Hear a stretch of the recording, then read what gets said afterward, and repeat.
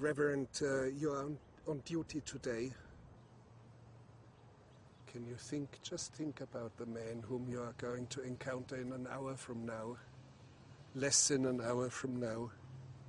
I really am going there without any expectations.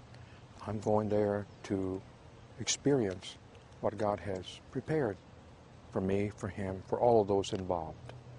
And I don't preconceive anything, not today. I will let that happen as it occurs, as time gets there. We have a loving, caring, forgiving, merciful God. And in time of joy, and in time of need, in time of trial or tribulation, God is always there for us. I want to make that presence to them.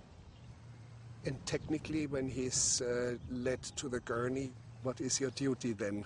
After everything is completed, as far as the preparation, then I walk over and I stand as he has allowed me to stand.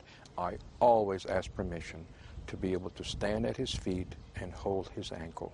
And I moved toward that position and I placed my hand on his ankle, and then that's what I do until death occurs.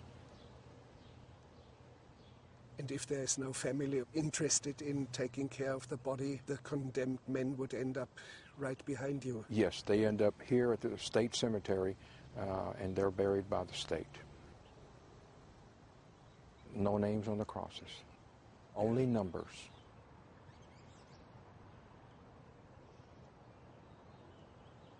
Why does God allow capital punishment? I don't know the answer. I believe that there's always a purpose why God allows things to happen. God has created so many things in this world. I play golf sometimes. I love to be on the golf course because one thing I do, I put my phone on a silent mode.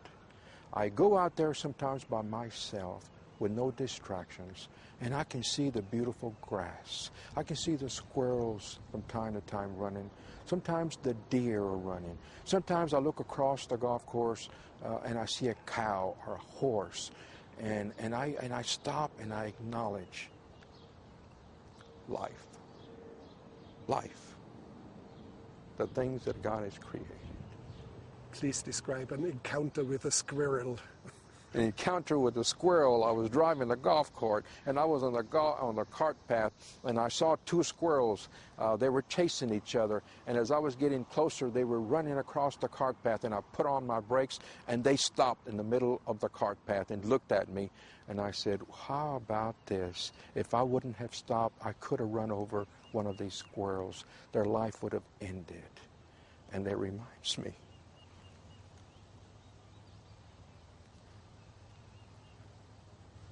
the many people that I have been with on their last breath of life, and due to bad choices and mistakes in their life, their life is taken away in the moment. So life is precious, whether it's a squirrel or a human being. So I will sometimes meditate on that experience, make a little noise, and the squirrels will take off and continue their life. But I cannot do that. For someone on the gurney, I cannot stop the process for them. But I wish I could.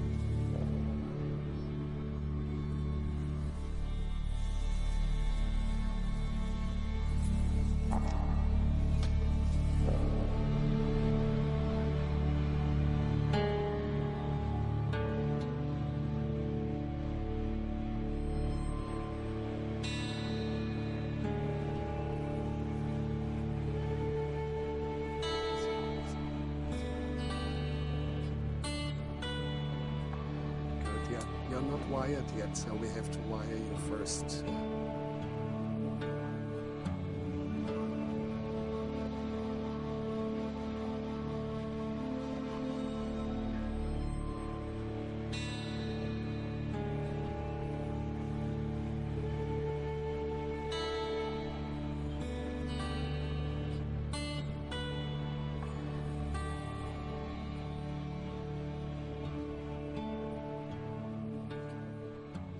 Michael Perry, now from all of us, the whole team here, we would like to offer our condolences. Your father passed away. Yeah, on the 10th. My dad died 13 days ago. 13 days ago. Yeah, on June 10th. But you will die, or you are scheduled for execution in Right. only 8 days. Yes, sir. How are you doing?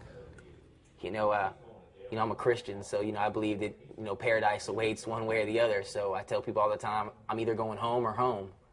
So I'm either going home to the world or home to God. So, as the days get closer, I can feel the pressure on my shoulders. They call it clinical depression, where I just start having less motivation to do things, less energy. You get frustrated at the system. How can they not see, my situation is wrong? I used to write all the time and have a lot of energy, and I just don't have it anymore. I just feel like I've been beaten down.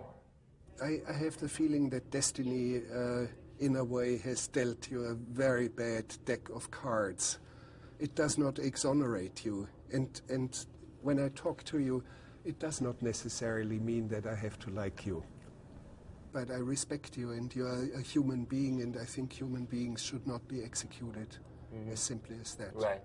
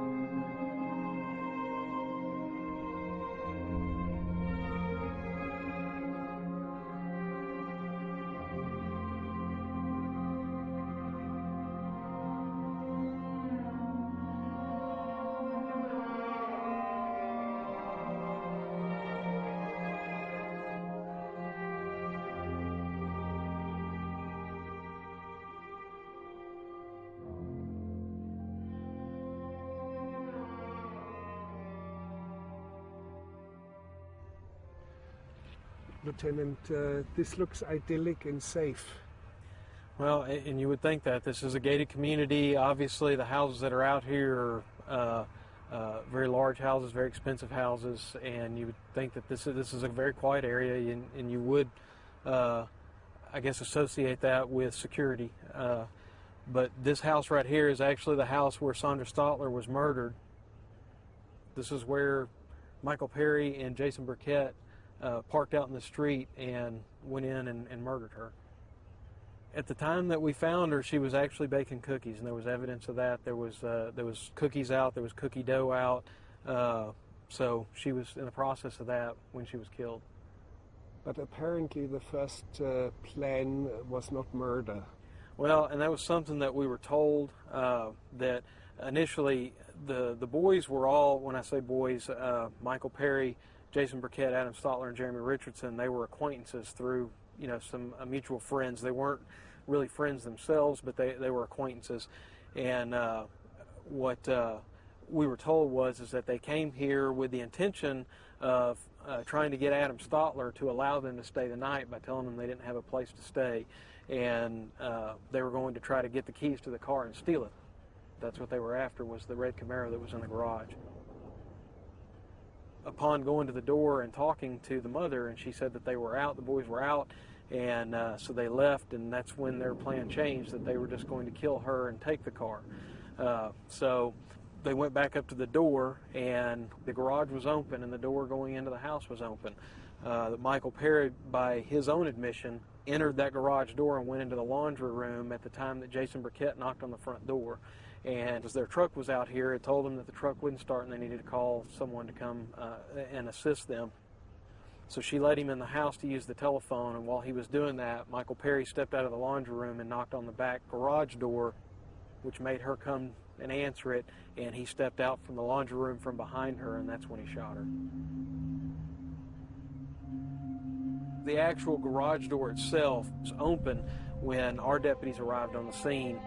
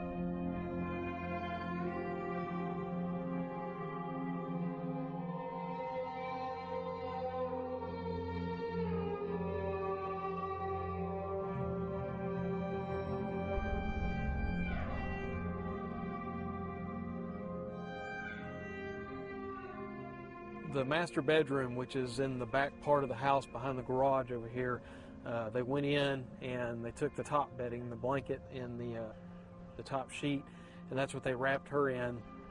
They brought her out, put her in the truck, and they drove her out to Crater Lake to dispose of her body. And how does it happen? Is it drugs? I don't know that there was ever any direct evidence as far as, drugs relating particularly to this case. I mean, honestly, it was just, they had a car. This lady owned a car that they wanted. So, it was, unfortunately, people died for a theft.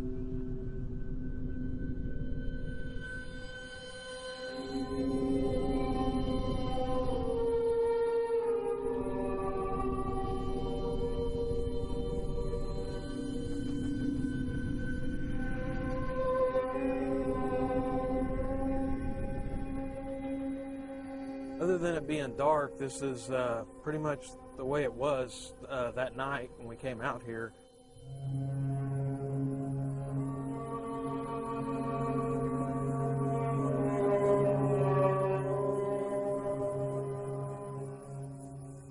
You'll see all kinds of debris and trash here, as I said. This is was pretty commonly used for a dumping ground. They've pulled lots of vehicles out of Crater Lake. We've had actually a few other bodies that we've gotten out of Crater Lake. This is Crater Lake here. This little area right here. This is where the tire treads in the dirt was actually here. At the time that they first came down here, they actually backed up to that and tried to slam on their brakes, hoping to eject the body in the water, and that didn't work. So again, that was just something that we heard. I don't know that that's actually what happened. But you could tell from, there wasn't any distinct tire wear in the ground. You could just tell that tires had been spinning there. So it seemed to fit the story. But they ended up getting the body and carrying it out here, and it was just dropped in the water.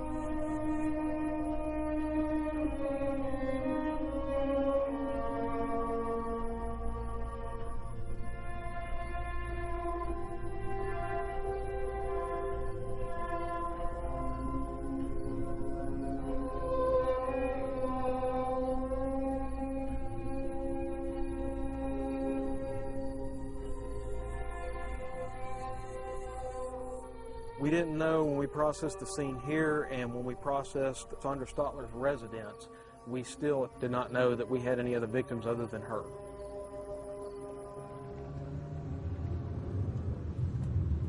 This is the gated community of Highland Ranch.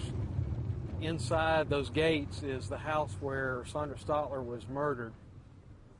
When Michael Perry and Jason Burkett came back here to get the Camaro that they were after, these gates were shut and locked, so they didn't have access to it. So they waited around and parked until Adam Stotler and Jeremy Richardson returned home, and that's when they got them to come out in the woods with them and murdered them so that they could get basically the clicker to come back and get access into this gate so that they could go back to the house and take the Camaro.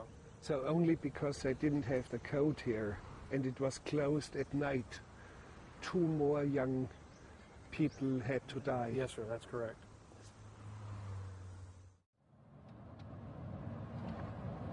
Lieutenant Jason Burkett and Michael Perry bragged about what they had done, how clear evidence was that. Well, because it came from multiple people, it wasn't just one. We got reports from several people from the different hangouts that they had said that they had killed people. That's how they got the vehicles.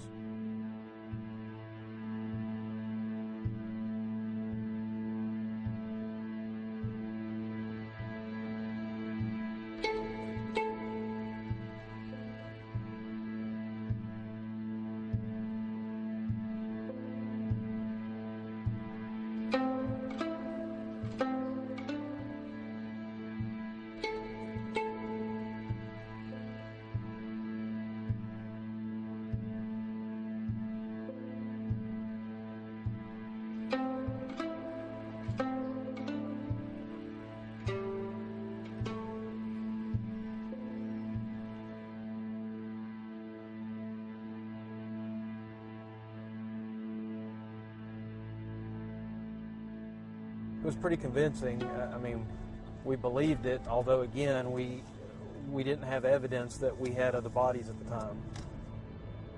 Only after Perry confessed, he pointed you to the location of the 2 young boys.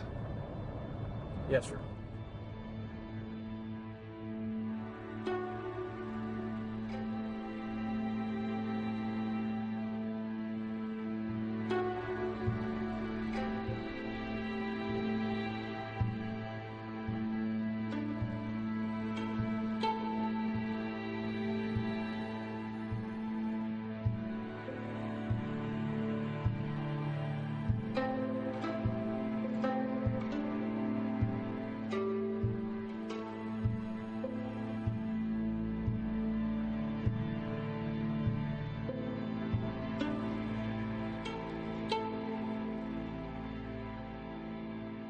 As soon as I found out my mother, her body had been found, that whole week is just a blur.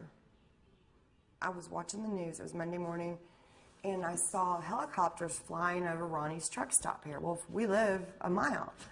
And I had a glimmer of hope. I said, Adam got away, he's found his way home. Because that's the exit you'd get off to come to my house.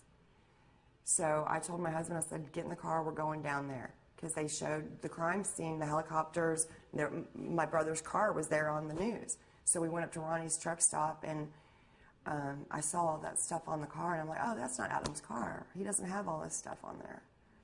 Stuff meaning? The stickers. Gauge, and the, yeah, AB. yeah, I saw that stuff. I was like, oh, that's not his car.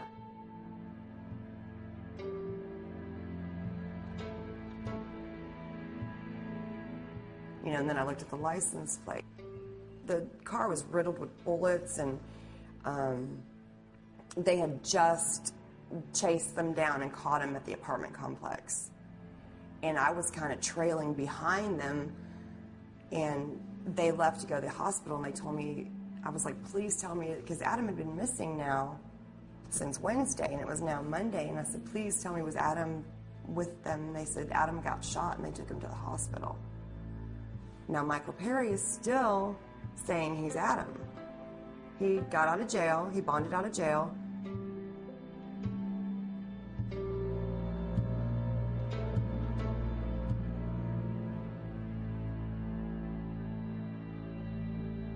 Perry just had his ID.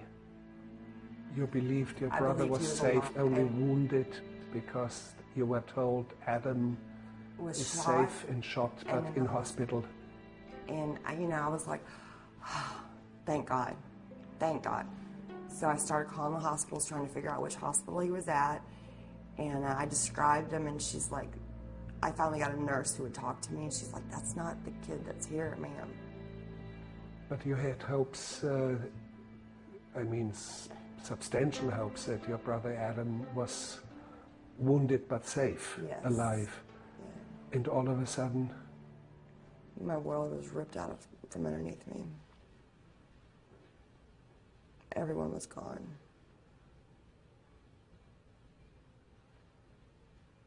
I called Lieutenant Davidson, and he told me to come down to the police station.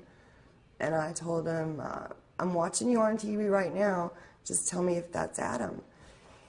And he said, I really would like you to come down to the station. And I said, just tell me. And he said, yeah, it's Adam. He said, it's Adam. And my knees gave out. And I never knew that your knees really went weak, you know, but that saying is true, weak in the knees. My knees went weak, and I fell to the floor.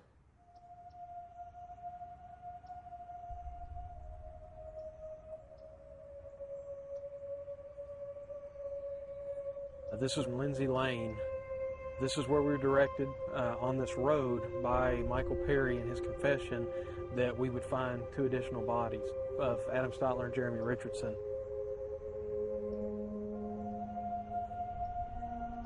When we came down this road, and then we split up, we went to the end of the road, and we actually walked back this way and discovered Adam's body.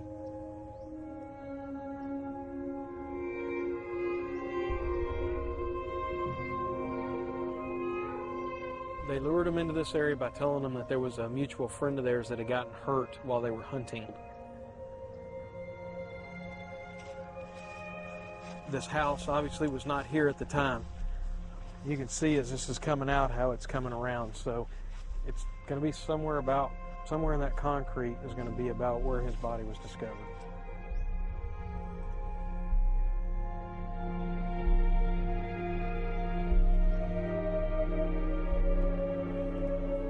Once we actually processed the scene and we moved the body, there was a cigarette butt under it, which we collected, and there was also another cigarette butt close by.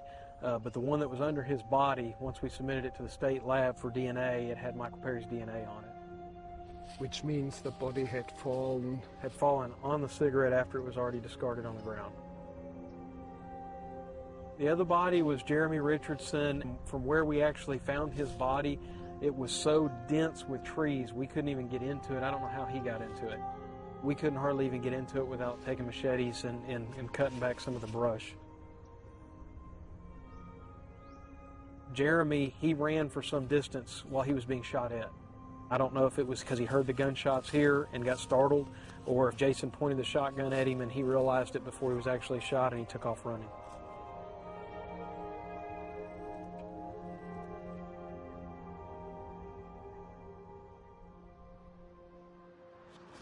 Charles, you lost your brother Jeremy. Do you remember the moment when you heard about it?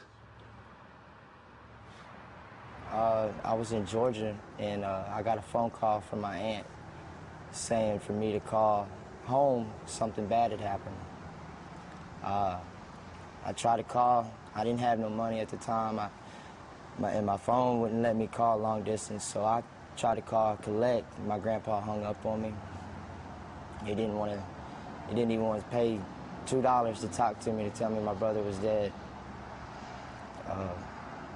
I had to actually get my aunt to call and find out what was going on, and then she called me back. And my first thought was, because on the phone she says, do you know Jason Burkett? I said, yeah. She said, well, something's happened and your brother's dead. And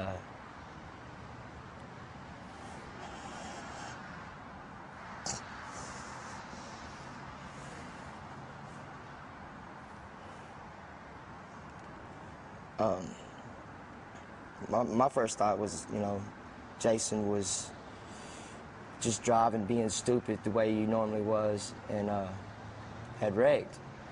And then she told me no, that Jason shot my brother over a car. I just fell out. I fell out. My uncle came and picked me up, and we just went riding around. And your father? Where was he? He was in prison. How serious? Well, it was the first time he was in jail for murder, in prison for murder. Life sentence? Well, no, he was doing his 15-year sentence first, and then he was out for about a year, and then he went and got a life sentence, and he's just getting out after that. And you flew in for the funeral? Yeah, I flew in from the funeral. The cops said I had jumped bond, and the cops were there to take me to jail over my brother's. Can I tell him what it was for? Or, I mean, would it be okay to tell him, it was a drug possession? So you took the jail time for your brother, and you were arrested? At the funeral. Cops came in there. There's 6 cops came in and identified me, and told me they were going to take me to jail right then. And I asked them, can I at least stay for my brother's funeral? And the teardrops, the tattoos, what do they signify? I lost my brother and my sister. Brother murdered your sister. What happened to her? She was coming to my house, and she crossed the freeway, and she got ran over by a car. Tell me about your brother Jeremy. Can you show us?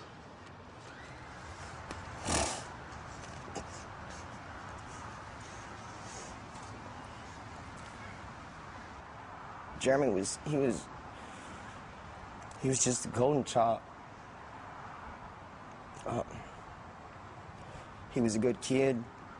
He trusted his friends.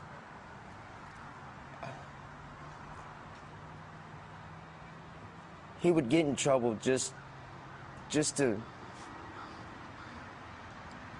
have that attention, but he wouldn't do nothing serious. He would never do anything too serious. He got in trouble for making people laugh, talking during class, stuff like that. He was a very sociable person. Everybody loved him. And everybody said that I was the one that was supposed to be dead before I was 21, and not Jeremy. And you loved him? Of course.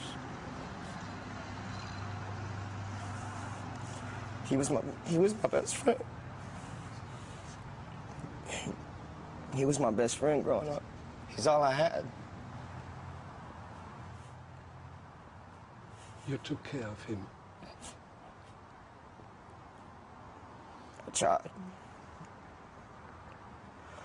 It turns out the only thing I did was hurt him. I introduced him to the people that killed him.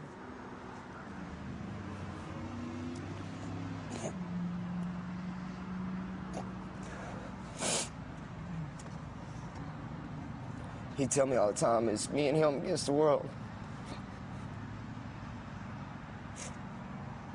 I tell my wife the same thing now. It's just me and him against the world.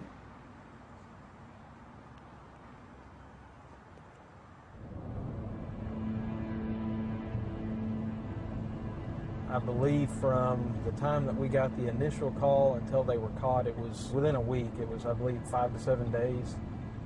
And you arrived at the scene where they were apprehended? Yes, sir. Can you describe? Was Well, there mayhem?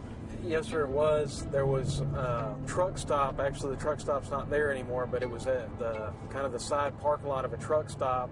And there was an abandoned warehouse, and then on the other side of that, an apartment complex. So the entire scene spanned from that parking lot all the way well into the apartment complex. There was shotgun shells, there was cartridge casings where they had exchanged fire with the officers that were there. There was wrecked vehicles, and I mean, there was just people everywhere. And the police officer was run over? Yes, sir, his leg. There was a vehicle wrecked out, and all the glass in the vehicle had shattered from the gunshots. Burkett and Perry both sustained gunshot wounds. I believe Jason Burkett was shot 3 times, if I'm not mistaken, and I'm not really certain about Michael Perry, but they both had wounds from gunshots and obviously glass cuts and scrapes.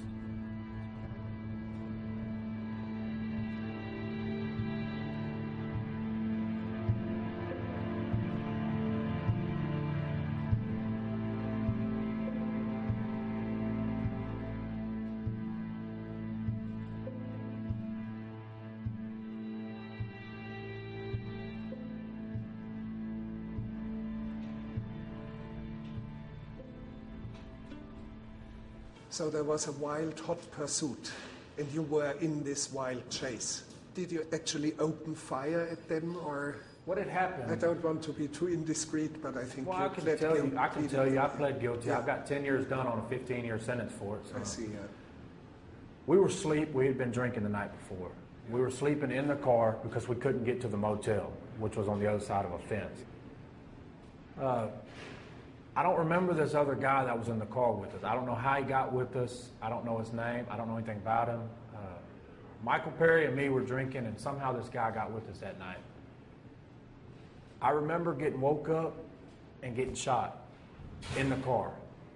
I looked around. Michael Perry wasn't next to me. It was some other kid next to me, but Perry was in the back seat, and Perry tried to get out of the car in the back. And then he shut the door. I started the truck, and I went to flee. And everybody says, you shouldn't have ran, you shouldn't have ran. I had just been shot. And the only way for me not to get shot again was to get out of there. And I wasn't thinking clearly. I didn't know about a murder. I didn't know about what they were looking. I didn't know the extent. I didn't even know they knew who I was.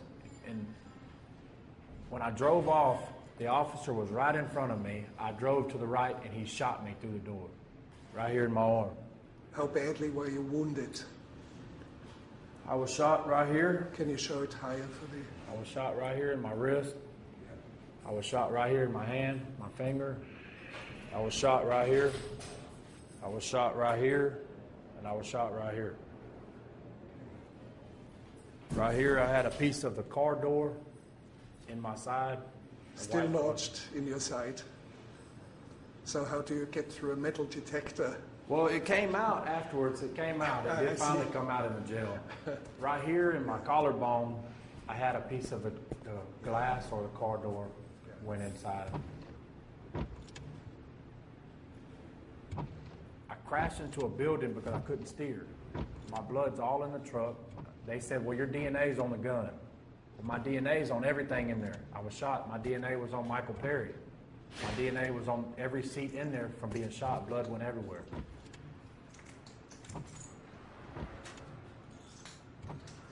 Whenever I crashed, I jumped out and ran. I ran in the building. There was cops shooting at the building where we were crashed into. They were shooting from every direction. The window in the back of the building's like this. You can't get through it. I shot one time with the gun through the window. I probably shouldn't have done that, but I was trapped and I was panicking. I didn't know what to do. And when we got through there, we ran to some apartments. And, you know, I carried Perry half the way, but I mean, we got to the apartment. You dealt with it like real tough men. I remember reading somewhere that Michael Perry shouted, "This is it, put the balls at the walls," or something, "Let's bolt, let's fight back." Can you remember something I read like that? And I remember reading that they said balls to the walls, or Yes. you know, something. I don't recall him saying it. He could have said it. He could have Too told much me. commotion, too many bullets flying. I didn't really understand what was happening. All I knew is where we were at, we could not stay there. Yeah. And he was screaming balls to the walls, they say. Well, how can I say? I don't want to go into the details of what happened, but fact is that 3 people were killed. Mm-hmm. And you deny that you were even close to the scene, or how do you? Well, there's no longer a question. There's no longer a question of my innocence. That question is out the door. The question is, what is anyone going to do about it now? I mean, a perfect example is, you're here with these guys. They show up at your hotel room in a car. You're going to assume that that car is, you know, these are your friends. So when Jason shows up to pick me up in a car, I'm going to assume it's okay. You get in it, you get arrested, and you come to find out he just murdered someone from that car, you're going to end up on Texas death row. You're going to end up right here because you trusted one of these guys to show up and pick you up in a real car that wasn't just stolen.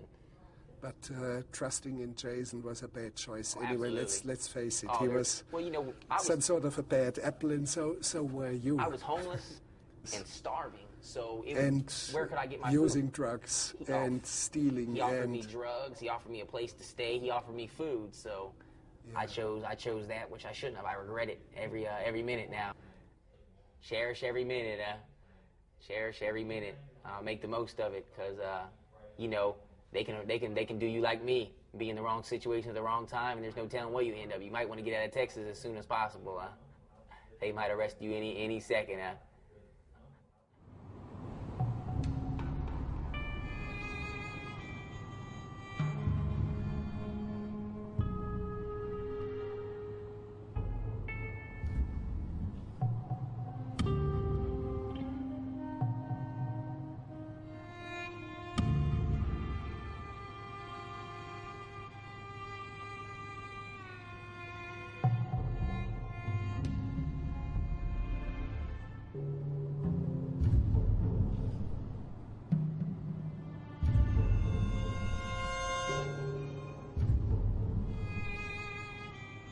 I went over to my buddy's house. There was a guy there and he wanted to fight me. And he run up on me as I got out of the truck. And I just kind of blew him off, you know what I mean? Just go on, man, go on about your business. And everybody said that he was saying he was gonna stab me when I got out of the truck. You know, it kind of pissed me off, so I went back, found the dude, and run up on him, and I was taking off my shirt, and I threw my shirt up like that, you know, and threw it up over my elbow. I was gonna take it off, and when I did that, he hit me right here with a screwdriver, and a screwdriver about that long, and it was a Phillips, you know, little skinny, long screwdrivers, and sung it to the handle, and after that, all the way to the handle. all the way to the handle. How did it happen? Man, it's probably about right in there. It went straight through under my arm, into my chest, and I never went to the hospital or anything. And what did you feel? You felt the... Yeah, just I felt the you know, the pressure of it when it hit. That's all I felt. And I kind of jumped back out the way, and I looked, and my buddy threw me a knife. And I looked down at the knife on the ground, and I was like, you know, I'm thinking to myself, my head, you know, I'm going home to my kids today. You know, so I didn't even pick it up. And then my other buddy come out and run him out of the yard. And I had to be at work in 30 minutes. Matter of fact, I was roofing a house with Jason's brother, Chris Burkett. And I was roofing a house with him. Chris was not in jail at that time. Nah. And you went to hospital? Nah. And they was asking me if I need to go to the hospital or anything, but it just, something like pus and a little bit of blood come out, and, you know, I thought I was good. Evidently, I guess I am. So I was lucky there.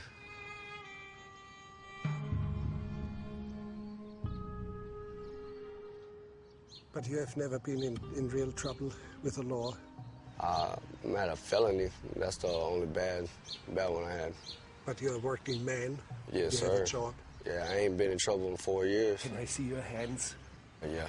When we shook hands, I noticed your calluses. You're working in a paint shop? Yep. Cars? Yes, sir. Solid work? Yes, sir. And the tattoo in here? Can I see it's this? a girlfriend. Can you show it? Bailey. You had been with her when you met Burkett? Nah. Not yet? No. I've been with her for 3 years. And got a 17-month-old baby with her. Oh, yeah. Then So you're staying with her? Yeah. Now, the tattoo is forever? Yeah, it's forever. Yeah, it just don't come off. And what happens if the relationship unravels? What happens to Bailey? Guess I'm gonna have to get Bailey sucks right there.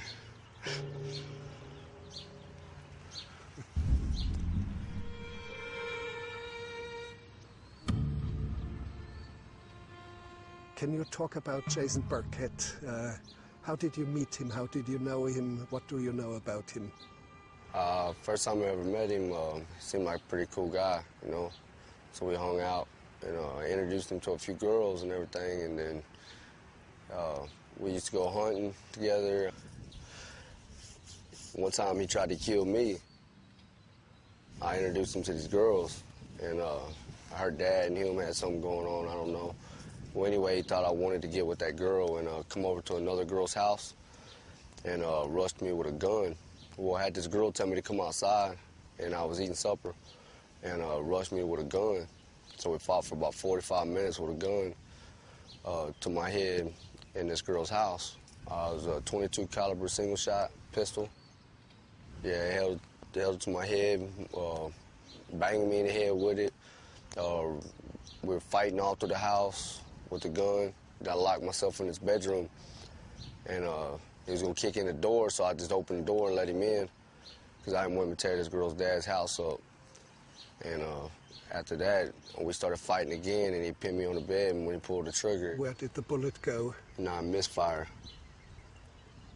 Because the bullet come out the gun, and you can tell on a .22 bullet, there's like, it's just that round flat piece on the bottom. Well, if the firing pin ain't long enough, it don't hit it, and it won't go off. But it hit it, but I don't know why it didn't go off. You were lucky. Yeah. Very lucky. Yeah, kind of blacked out there.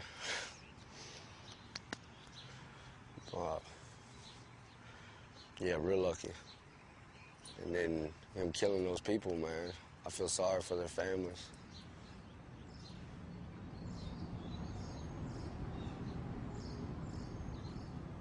Me and my friend Big Justin was up at the bar one time, and he come up there with these new cars, him and Perry, and we're like, man, where'd y'all get these new cars at? He's like, oh, we was holding hands, him and Perry was holding hands and scratched off a lottery ticket together and won them 2 cars. Well, me and my buddy knew it wasn't right because they both felons, you know what I mean? Ain't nobody gonna sell them, and neither one got a driver's license. So, you know, and the cars were like fully loaded. CDs, skateboard, and stuff like that in there. And so we knew something was up with it. And he started giving people joy rides up at the bar.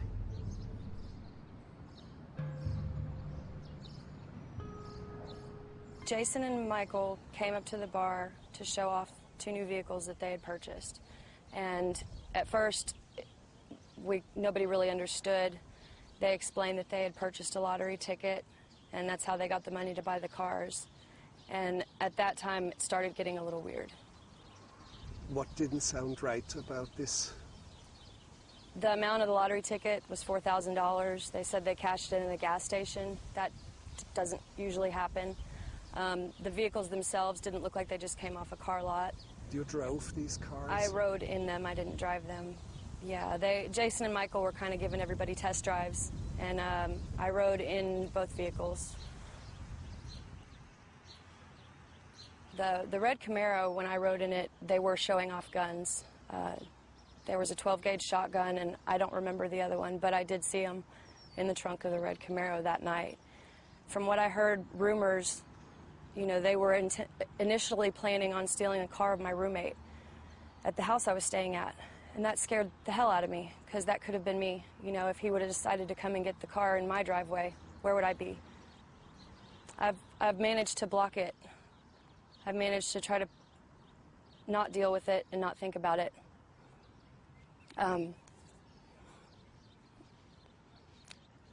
I guess being in the situations that I've been in, just from being employed at that bar, I have seen so many awful things that I don't deal with them. I just kind of put them back. Did Jason brag about crimes? He never bragged to me and my buddy Big Justin. We didn't even know it happened, and they come got us from Justin's house, the police did, and they took us up there, and it was like, y'all read the paper? And I told them I couldn't read, and then they didn't believe me, and they looked at my record and found out I can't read, and then, so they read the paper to me and then told me what he had done. Mm-hmm. And, do you read now? Oh, yeah. So late you started to learn how to read? Yeah, I learned how to read.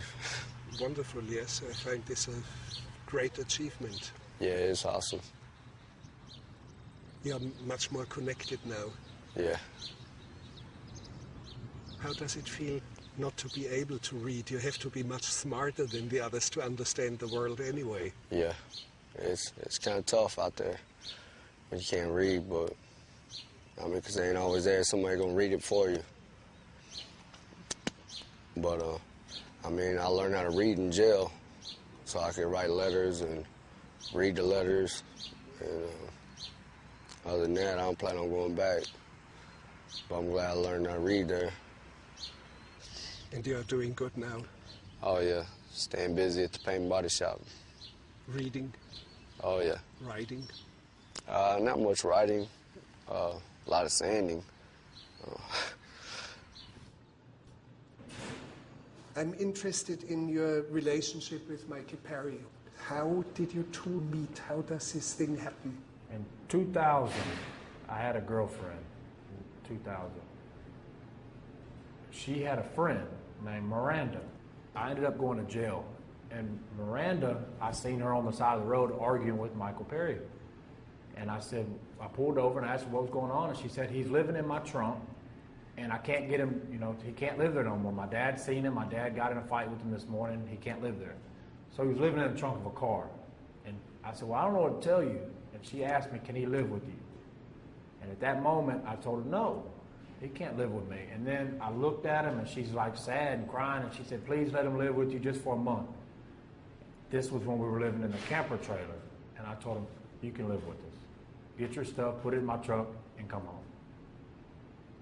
From that day on, I fed him, gave him money, took care of him. He was like a little brother, kid brother that was pushed on you. He's older than me by a few months, but I had to take care of him because he had nothing. He had nobody. Little did I know he had a very supportive family. His mom and dad were both supportive. He just didn't want to follow rules. He was just like me and didn't want to follow rules, and that's why he ended up living with me, because they said work, and you can live with us. He didn't want to work. And you were sent on an outward-bound trip into Florida. That wasn't... what was that? Yeah. Well, you know, I'm a city boy at heart, you know what I'm saying? I'm really not into the nature and bugs and the weather, and you know. So, you know, when they sent me on a 2-week canoe trip. Which sounds wonderful for me, but... Yeah, you know, I like to canoe, but it wasn't the canoeing that was bad, it was in the Everglades. I mean, we're seeing alligators everywhere. Now, my question is, and I didn't even realize that until I got here, what happened if I would have fell out and got eaten by an alligator?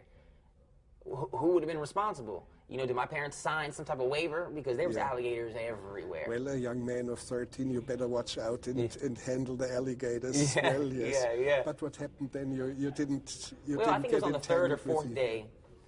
We would canoe, until like nighttime and pull in. I guess they had certain designations marked. And sometimes we'd pull in like at midnight, there's bugs. You could reach out and grab a handful of bugs. And then they want us to cook dinner. And, you know, I'm like, man, I can't. And one of the things of the program was to teach you immediate, you know, every action there's a reaction. So immediate consequences to your decisions. And one of the things I learned is that if I don't pay attention to the lessons, we had these bags for our property. And you had to seal them right or they wouldn't be waterproof. Well, I didn't listen and it fell in the water and all my stuff got wet. So I didn't have my own tent. I didn't have no toilet paper anymore and I didn't like that. So basically I was my typical stubborn self, and I told him, you know what, I ain't doing this no more. Take me home. But you were not attacked by alligators? No, we were attacked by monkeys, though. By monkeys? What Absolutely. happened? Monkeys were jumping from one side to the trees on the side we were at and trying to come over there. And they couldn't figure out where the monkeys came from, but there was a whole bunch of them. A whole bunch. I wanted to get out and get one, but they said they have diseases, right?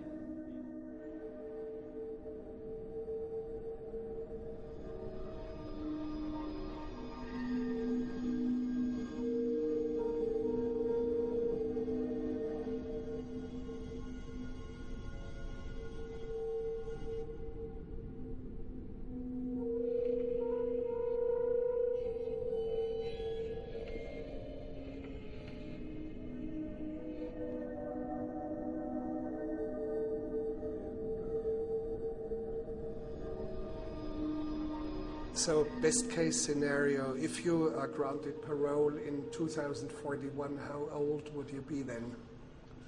Does this ever occur to you, or do you want to think about it? I'll be 59, 60. I was 19. I have to do 40 years from 19, which would be 59 Yes. years old. Long time.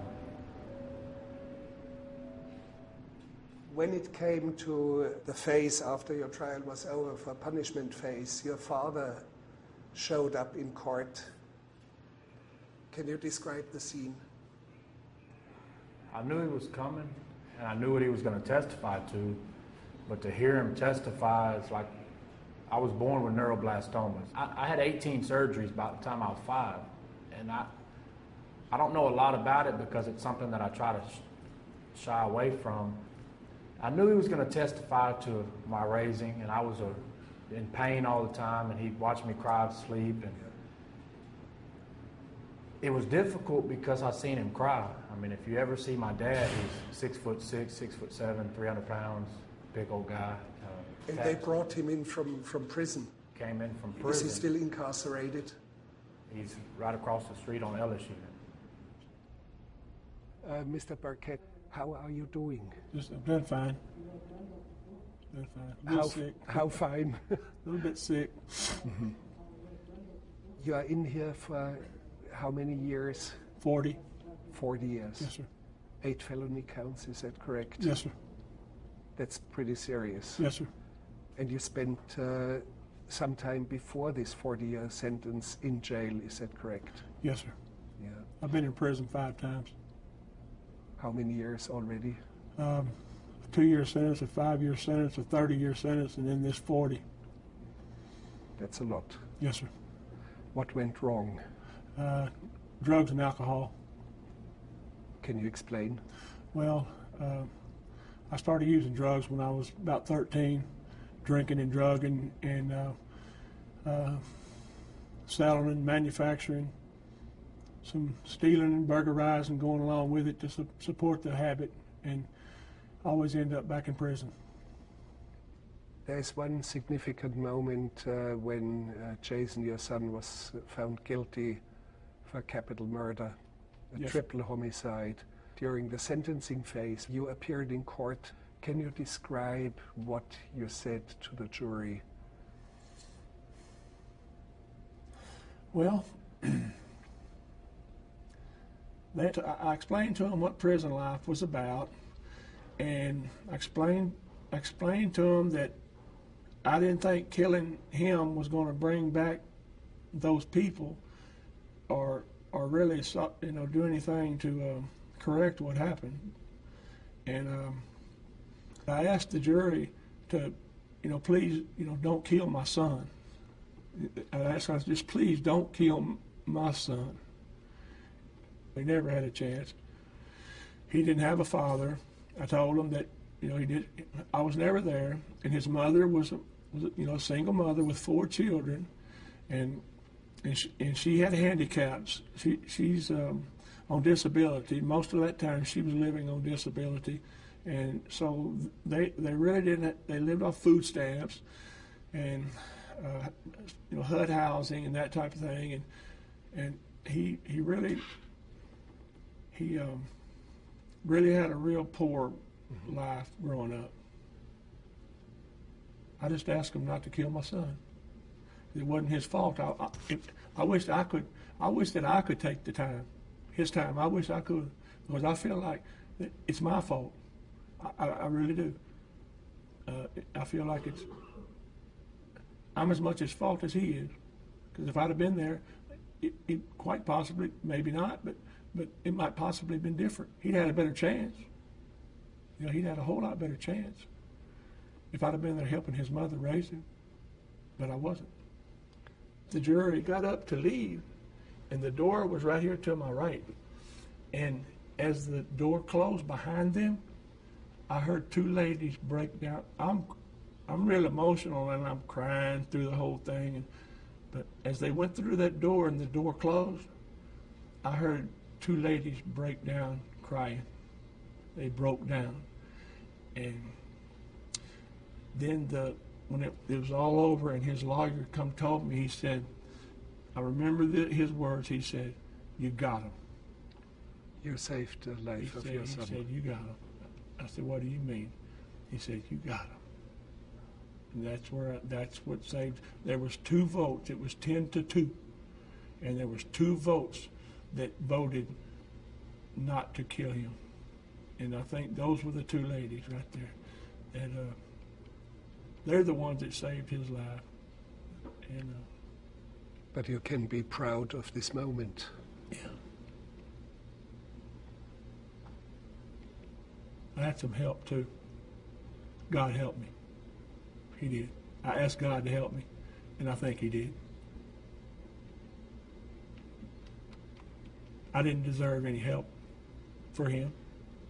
He may not deserve the help, but we got it from someplace. So.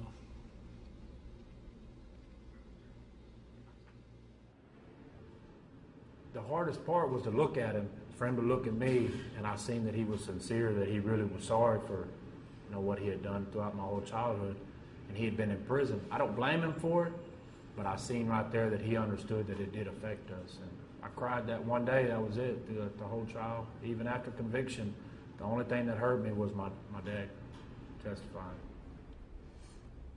Whenever I went back and testified, his brother went back and testified too. His brother was in prison, Chris, and we, me and Chris came back to the diagnostics together, and I'm embarrassed, but all 3 of us, we had Thanksgiving together. Me and Chris and Jason over at the diagnostics unit, and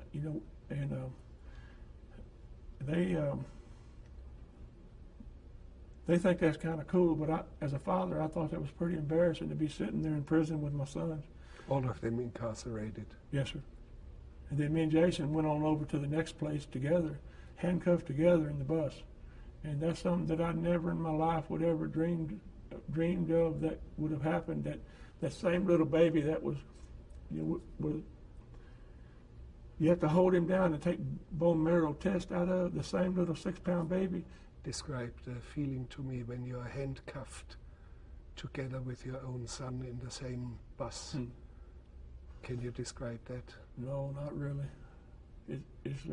Try to describe it to us. Well, I don't know. I just felt like a total failure as a father. And you could feel his hand. Yes. You we were handcuffed to this hand and his right hand, and we were sitting there, and it was just total failure. That's what I felt like. I felt like crap, and I used a different word to the jury, and that's what I meant. He had trash for a father, and then here I was sitting with my baby son on a prison bus, and mean, I don't think it gets much lower than that, you know. You just don't. Knowing me or him, neither one will ever, you know, get out again. You know. I just got a 3-year set off again about a week ago, so me or him will never get out again. And will he ever get out again? I don't think so. He comes up for parole the first time in 1942. That means first time. 40 years after his conviction. Yes, sir. 1941, I'm sorry. Yes, sir. Yes, sir. 2041, you're a century back behind. 2041, I'm sorry. Well, it doesn't matter. It's time must a long be. time. Time is probably different for you in here. Yes, sir.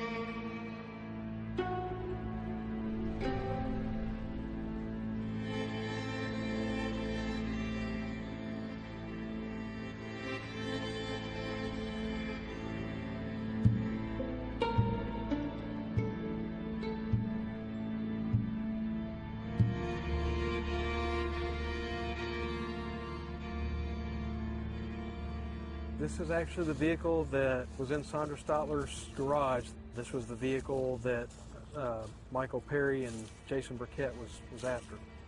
3 people died for this car. A car that was in their possession for less than 72 hours, I believe. Within a couple of years, I mean, this vehicle was just trashed at the inside of it because there was actually a tree that had rooted and had come up through the center of it and it tore the floorboard up. And whenever we actually had to move it over to this lot, it was a little bit difficult because of that. A tree grew inside of it. A tree grew up from the bottom up into the car.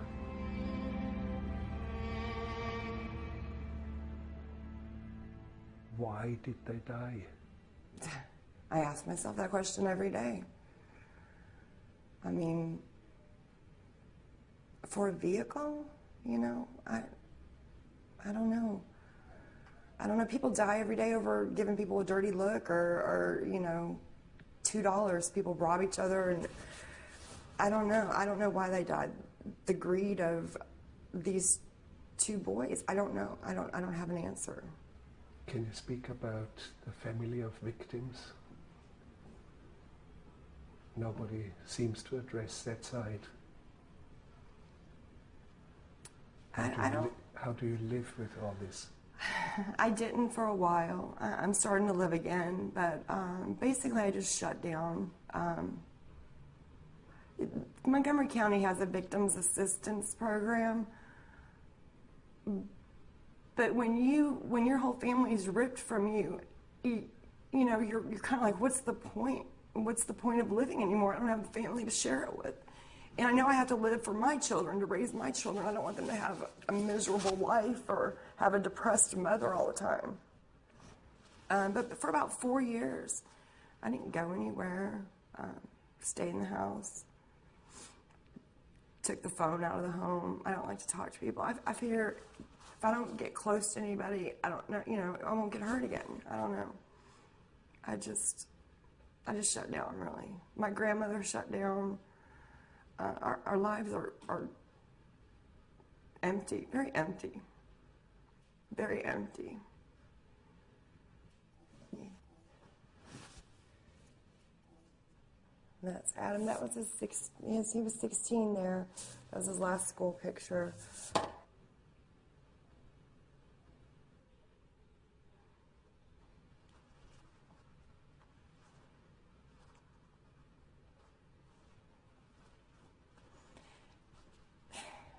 My brother was my best friend. He was only 16. And It is true that he is not my real brother. My sister got pregnant when she was 16, and my parents adopted him. And they were actually out of town the day he was born, so I was the first one to hold him. And I had this feeling his whole life that something was going to happen to him. And I remember calling my mother and saying, you know, what's Adam doing? Where's Adam? You need to make sure, y'all just moved up to Ohio. You need to make sure you're watching him. And my mom was like, I've raised 5 children. I can take care of them. And when he hit 16, I knew he was good. He was safe. He was a man. He'd be able to take care of himself now. He was such a great kid. He was in love for the first time in his life. And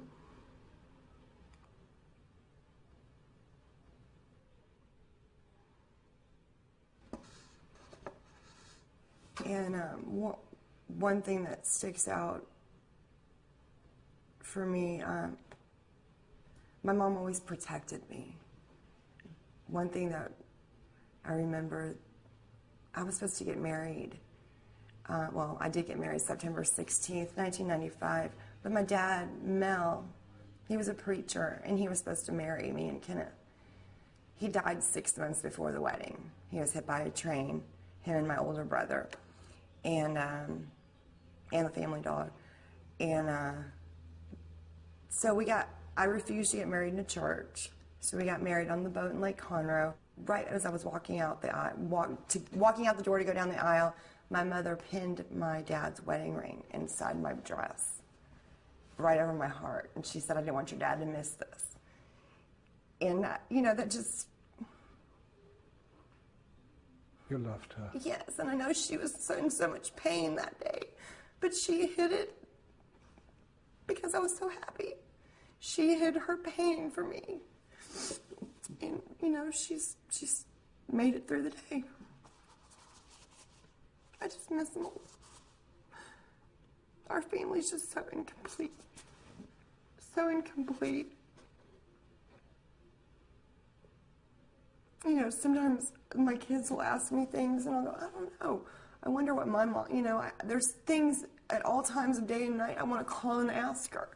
It took me forever to realize she was really gone, because I would want to pick up the phone and call her. And is this why you got rid of the phone? yes, I did not want another phone call telling me somebody else in my family had died. I couldn't handle those phone calls anymore. I couldn't handle them anymore, so I just cut myself off from the world. I can't have a phone on it. And I just don't like to hear the phone ring anymore, because all it ever brought me was bad news. The worst. The worst. Not just bad, yeah. You had to face it. Yeah.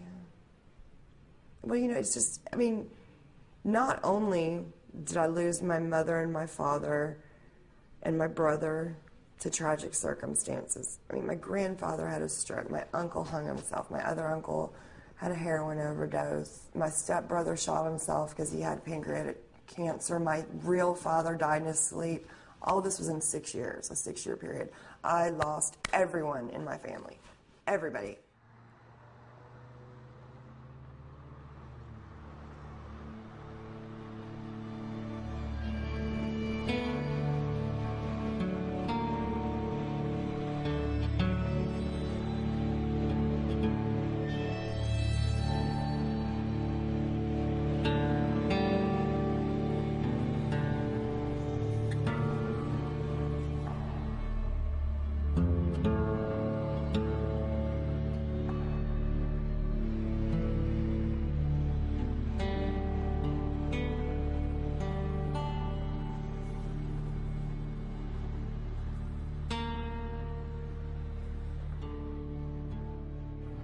Mr. Burkett, if you close the eyes and you think about a different life and it could start all over, how would you raise the children?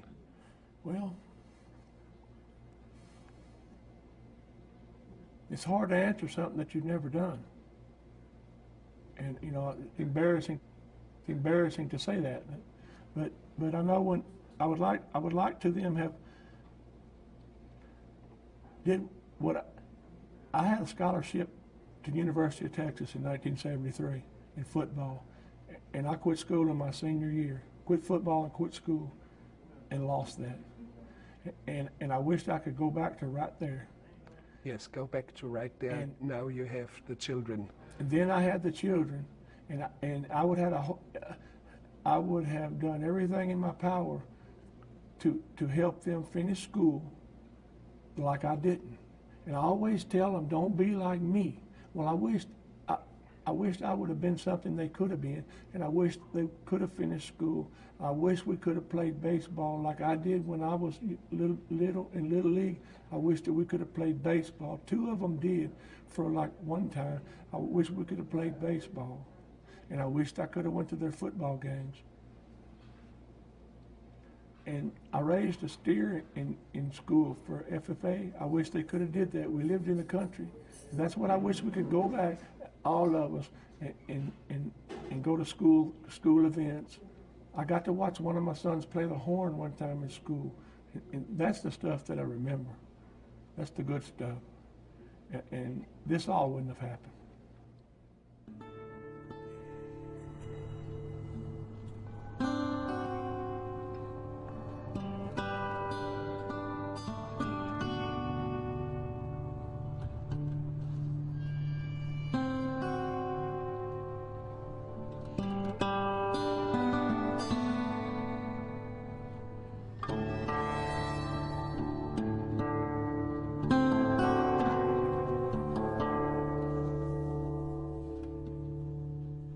I want to say this on the record. I'm not saying that my husband was a Boy Scout. I'm not saying that Jason Burkett had no knowledge and was like selling cookies or raising money for camp when that happened. I'm saying that Jason did not kill 1, 2, or 3 people. Sandra, Jeremy, and Adam were not killed by Jason. And you asked your husband, you asked Jason point blank, can you tell me what happened? Because you wanted to make sure. What did you ask him? I've asked Jason multiple times to tell me everything that I need to know. I said, Jason doesn't have a whole lot of money, so we do most of his stuff pro se, which is where we file it ourselves. And me and his father have pretty much done his appeal. And I've always asked him, I need to know everything you can tell me to help you get home. And that's basically how we start our conversations. And Jason will recall things, and more and more, it's like been a snowball, but I picked up exactly what I think happened. Yeah, and you told he was innocent. Yes. And you do believe him? I do believe him. Like I said, I believe that Jason had involvement. I don't believe he killed 3 people. I wrote Jason for maybe 2 years before I went to meet him, because really I could do most of the stuff through the mail. And one day I was talking to his mother, and she said something to the effect of, "You'll never guess what Jason said to me today." And I said, "What?" And she said, "He told me that he was in love with you." And I said, "That's crazy." And I remember, to give you like the pre-story, I was with my best friend, and when I hung up, I said, my best friend name's Kat. I was like, "Kat, Jason Burkett's in love with me." She goes, "That's probably pretty good because you're in love with him too." And I said, "What are you talking about? I'm an idiot, you know?" And she said, "Dude, when is the last time you've been on a date? When is the last time you haven't spent a Saturday night with Jason Burkett's court paperwork?" I was like, "Hey, that's nice." But I ended up driving. I lived in Nebraska at the time. I ended up driving from Omaha to Abilene because I wanted him to tell me himself. And he was at the Robertson unit. You worked 2 days and 2 nights driving? Yes. I drove. It seemed like endless, too. I drove, and I got there, and I remember I just asked him, like, that was the first thing I said. I was like, "Hi, we've never seen each other in our lives, but hi, your mom told me that you're in love with me." But I didn't say it. I wanted to be coy, so I said, "Your mom told me you told her something in visit." I said, what did you tell her?" And he said, "I need stamps." And I was like, "I wouldn't be in Abilene because you need stamps, right? Don't play games with me." And he goes, "Oh, that part where I said I was in love with you?" And then I dropped the phone because I was nervous and I didn't know what to say. And I kind of fumbled through that whole visit because I didn't immediately go, "I love you too." It wasn't, like a movie. I was very nervous. I'm not that girl that falls in love with an inmate. And I was like, okay, I'm just going to be cool with it. And then when I left, the day I met Jason, there was a rainbow, and this is true, it's in our letters. There was a rainbow that went from one side of the gate to the other side of the gate. And I thought that was the most miraculous sign that this is the boy that I'm supposed to be with, and he's innocent, because how many times do you see a whole rainbow? And we saw a whole rainbow. And my friend was with me. He saw the rainbow too. I have a witness. And when I got home, I had a letter waiting for me. And he said, "Did you see the rainbow?" At the gates of the prison. It went from one side, my side on the outside, to the inside to his.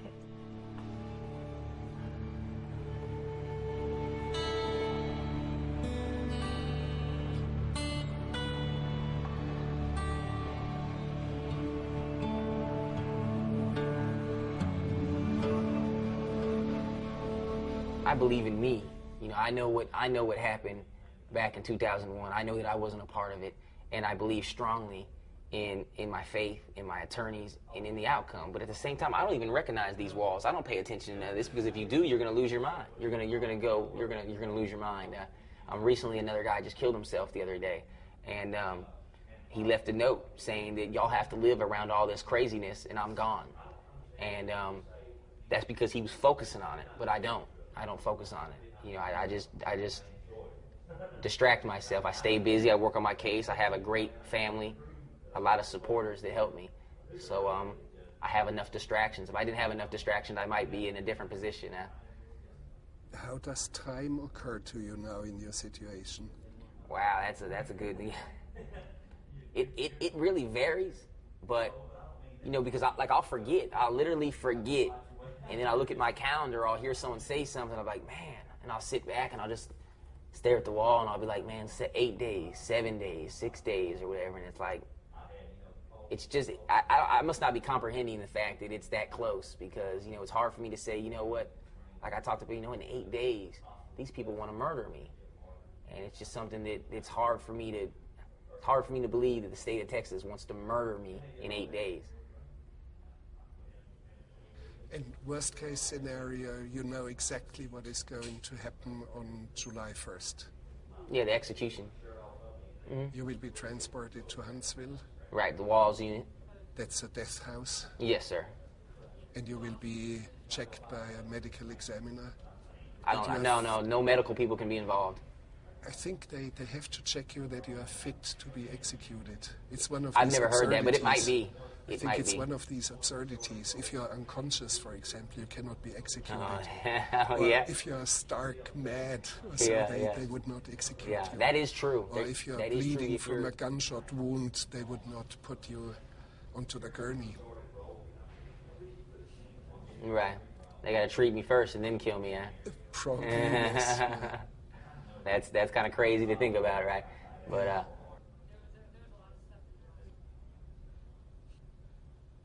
yeah, I just can't allow myself to think. Like, I can't even picture myself laying on a gurney. But if it happens, I'll have to deal with it, huh?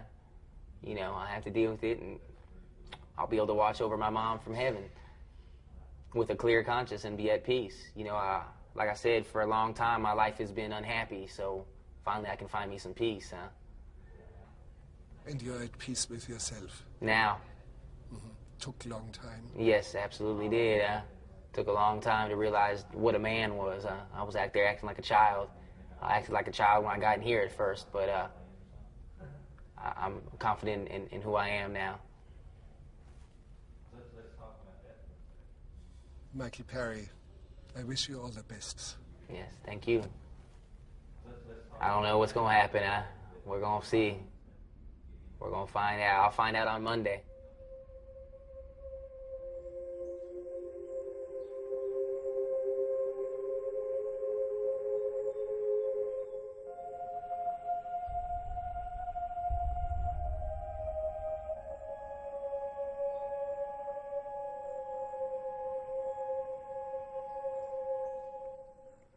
They knew what I was telling them was going to be the truth.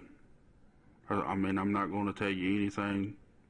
I'm going to tell you everything's going to happen back here. 4 o'clock, Guys gonna come in here and they're gonna fingerprint you. Shortly after that, we're gonna allow you to take a shower. And then we're gonna put you in free work clothes, let you dress in free work clothes. Free work clothes would be the clothes you and I would wear.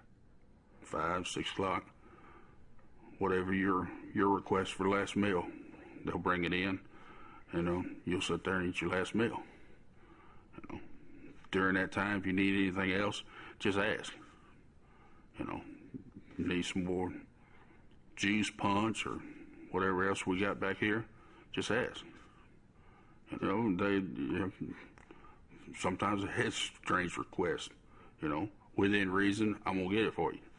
Give me one of those requests. One, man, I sure like to smoke a doobie right now. Well, that's not gonna happen. Guy with the key, he opens the door, swings the door open. There's another correctional officer behind him and another one behind me. So as soon as he does, he follows me in. Then the other correctional officers follow right in behind him. So there'll be 2 in front of the inmate, and then the other 3 right behind him. I tell them to jump up on the gurney, which then I automatically... It's only a few steps from the cell. If I would say no more than 10 steps, if that much, I would immediately go around to the gurney because I always took care of the left leg. So as soon as he laid down, I took care of the left leg. The other person was in front with me would take care of the right. The 3 that fell in behind, one would take care of the right arm, the other one would take care of the left arm, and the other one would be there in case the inmate, once he lays down, if he had a response or tried to get back up, his job was to hold his shoulders down. Once you're up there, you're up there. Within that time, us 4 people would have him done. Probably within about 15 seconds, he'd be strapped down. That quick. Because we all knew exactly where our straps were and what we were supposed to do. That time, the process. We trained on it. It's the last time you're going to see, I'm going to see him with his eyes open. Because after the execution's done and the process went, and then they called the doctor in to pronounce him dead, and everybody leaves, my job begins again because I have to go back in there. And that's also kind of difficult because here you sit with this individual 8 or 10 hours all day long. And now the last thing you're doing is removing those straps. The straps have to be removed and put them on another gurney for the funeral home. And then you didn't think about none of this while you're doing this, the procedure. None of this. You don't put those emotions out there. You do the job. You go home. You did how many executions, roughly? It was over 125. 120, somewhere over 120. It was a bunch. We got to the point where, especially after I think I promoted to captain in 90, we were doing 2 a week. And that was getting tiresome. And what happened to you then?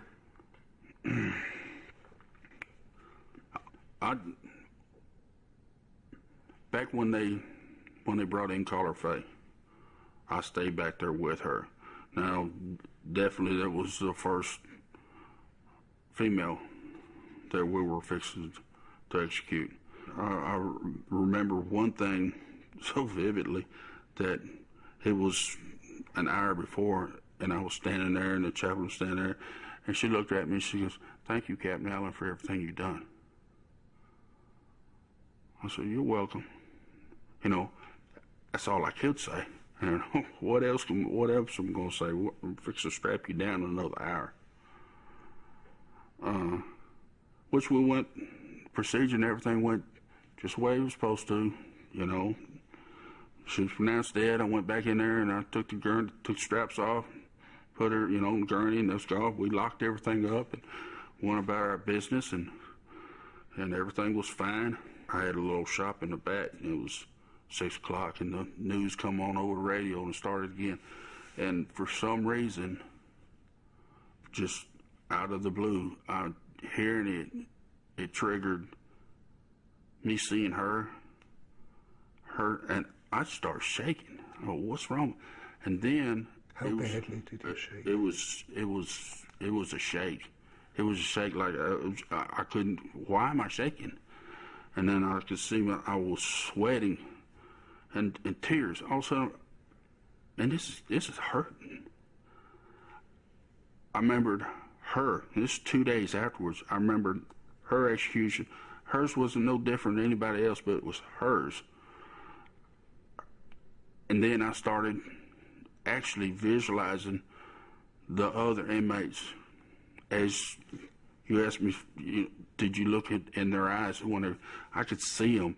I could actually see them in the holding cell again, one right after another. And it seemed like it was just, my wife goes, what's wrong with you? And I don't know. I need to talk to somebody. And the first person I could think of to call was Carol, Chaplain Pickett. He come over to the house, and we sat out on the swing, and I started coming down, and he says, what's wrong? And I told him. And then I looked at Carol and I said, I can't do it no more. That's it. I'm done. I can't go back there anymore. Could it be that you thought that this was not yourself, but maybe it was your real self, that moment? That's a good possibility. What's really deep inside of you came out. That's very, from that point on, I've had a different outlook in life. If executions was the law, then I was going to make sure that it was done professionally with integrity. After and I was a pro capital punishment. After Carla Faye and after all this, until this day, 11 years later, no, sir. Nobody has a right to take another life. I don't care if it's the law. And it's so easy to change the law.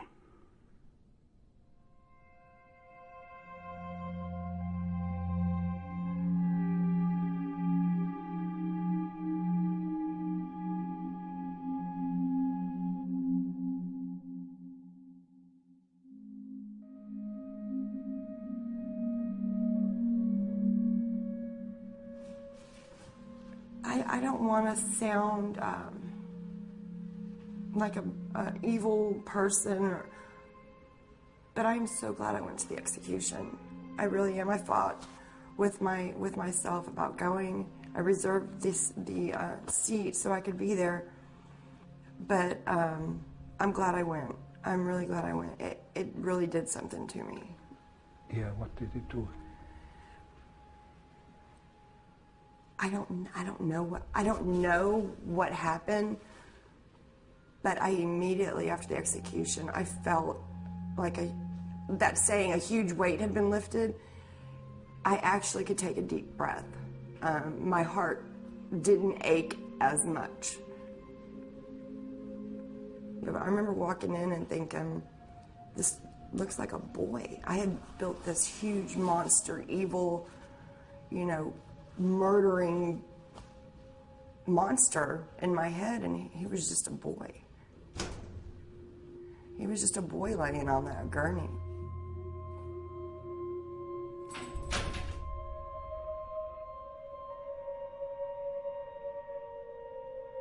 When I walked in, he looked at me, and he looked away, and he did a double take. Same thing Jason Burkett did in court. I look like my mom. I look a lot like my mother. And what did he say? He forgave us. He forgave us. Yeah. And I was upset when I walked in. I was crying.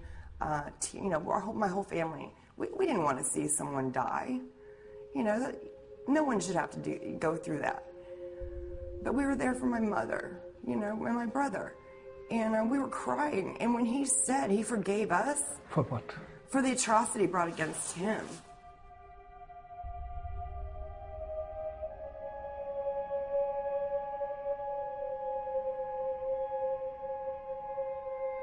And then he said he's ready to go. I heard his mother cry. And they gave him the injection. He gasped for air 4 times.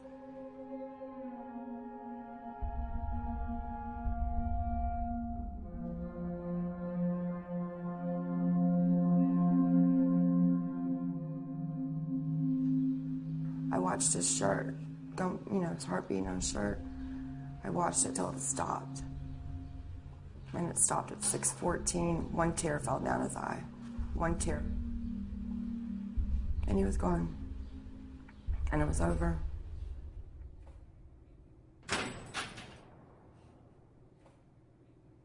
And the prospect of someone who is going to be locked away for life without parole, would that satisfy you? Definitely. Yes. Definitely. So it would be definitely an alternative.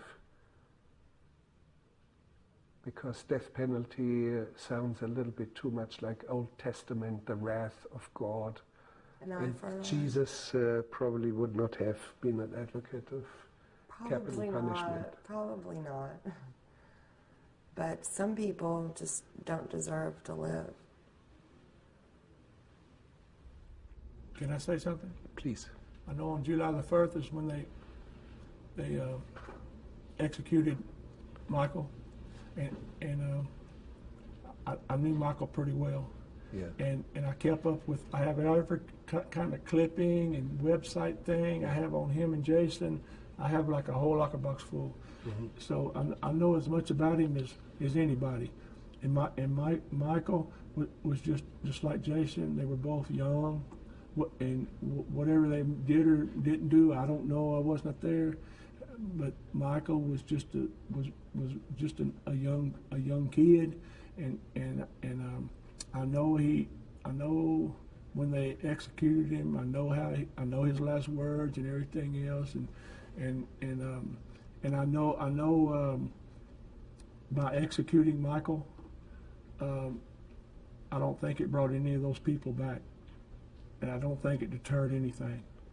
I don't think it deterred anybody out there. As much publicized as it was, it did not deter anything, and I really did not believe that it solved anything by taking another life. And it hurt me when it come time for his execution. I knew it was going to be about 6 o'clock. It's 6 or usually a few minutes after 6 p.m. And I was on my knees at my bunk, for Michael, praying for Michael, and a feeling come over me. Right about 5 or 10 minutes after 6, a feeling come over me that's very, very hard to explain. It was like I felt the loss of what used to be my son's best friend. I felt that. I felt that pain whenever they killed him. But I just wish the family members would know that how much that I hurt for their loss. That's very important. And Michael never. That's what upset them, because Michael never tried to reach out to them. I wished I could and say I'm sorry.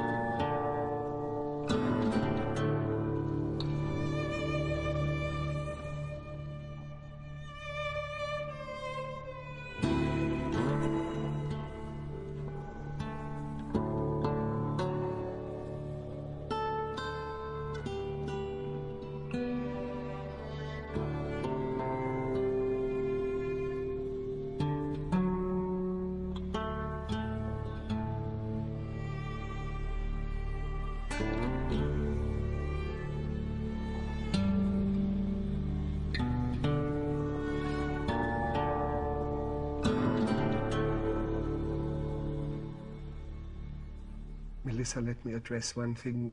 Among death row inmates, there's such a phenomenon like death row groupies, the same way rock stars have groupies. And you have seen women like that? I have seen women like that, in fairness. I've also seen women who are married to death row inmates and truly committed relationships that I believe are not disingenuous and I believe come from their heart. You know, some people are just supposed to be together, whether there's a cage and lawman between you. I believe that. I mean, I do believe that there's a fair amount of women who want attention, who want media coverage, who seek out infamous men. I mean, like Scott Peterson gets 100 letters a day on death row in California. That's ridiculous. He murdered his pregnant wife. Yes. Is that correct, that case? Yeah. A good-looking man. Good-looking man. However, Jason is not an ugly man either. Describe him to us, please. Like physically? Yes. You only have touched his hand. Describe his hands to us. They're a lot bigger than mine. I'll start there. I have really Describe tiny hands. Jason, he holds hands funny, and he always holds my hand kind of like that as opposed to intertwined, so he holds on to me. And I just know that his hands were massive. Because he wears a ring size 11, our wedding rings. It's an 11.5. And I wear a 4, so he can totally cup my hand. Were you allowed to touch each other, hug each other, exchange rings? No. I still can't get a ring. And you were separated by a glass wall, or? Just like this right here, except for we had a phone, and it was solid right here, solid glass. But when she comes for visits, are you allowed to hug her? I am now. After we married, I'm allowed to hug her. I'm allowed to give her a kiss before and after visit. We're allowed to hold hands on the table and have contact and but speak. Of course, with a guard present. As close as you are to me. And you would like to have children? Yes, sir. How would that happen? What sort of option is there? I want 50 children. She wants 2. So, I mean, we have to work on this. I want children for different reasons. I want children with her specifically because I love her. I want to be with her. I want to give her something she'll always have with me. I'm under the impression, seeing you now, that you became pregnant only a few days after we met your husband. You guys met him on the 18th of October? I think so, yeah, something like that. Yeah, I believe my baby was made on the 23rd of October. Right after we saw your husband. 23rd or 24th. You went into action. So to speak. And the father of the baby is? Legally, will be Jason, yes. And it is Jason, biologically, legally, I can't in say every that. single sense. Since you are not allowed to do more than touching hands, how do you become pregnant? There's a mystery. Yeah, it's kind of a mystery. There's people involved that I don't want to mention. No, we will not imply anyone, but I have to speculate. Is there such a thing like contraband entering prisons, like, let's say, drugs, cell phones, illegal messages? There seems to be something the other way round. Contraband from the prison to the outside, and you became pregnant. Well, Can we formulate it like this? We prefer to say that I was artificially inseminated.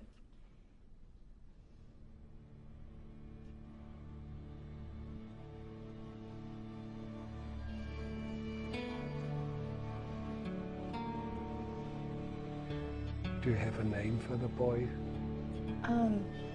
Well, we came up with Easton Aaron. Can you show us? I think there's a face. Can you point it out? It's right there. If you actually can see it close enough, you can tell my baby has my strong jaw.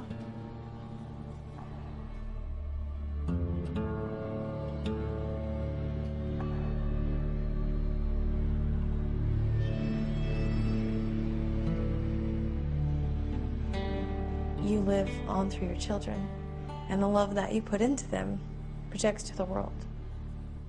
My parents are both gone, and I had this big hole in my heart, and I realized that what you do is you take all of that love and you give it back.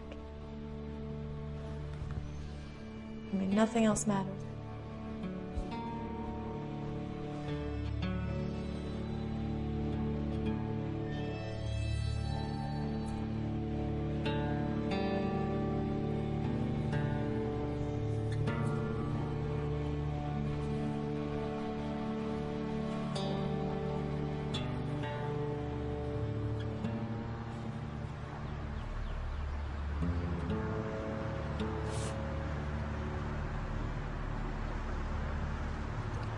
I actually have this shirt tacked up on my wall.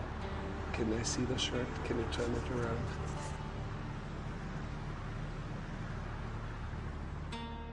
I just make sure, and somebody told me about the live your dash. And that's really after all this that I went through and quit and everything. I've heard the story of telling me live your dash. How do you gonna live your dash? And I didn't understand, what are you talking about dash? And it's on your tombstone. You got your birth date, and you got the day that you deceased, and you got that little dash in the middle. That's your life right there. That's everything between, from the time you was born, from the time you die. How are you gonna live your dash? And that's where I'm at now. I'm gonna live my dash and make sure that everything, try to make everything right for the family, everybody. Hold still and watch the birds. And you once you get up into your life like that, and once you feel good about your life, you do start watching what the birds do. You know, what the ducks are doing, like the hummingbirds. Wow, there's so many of them.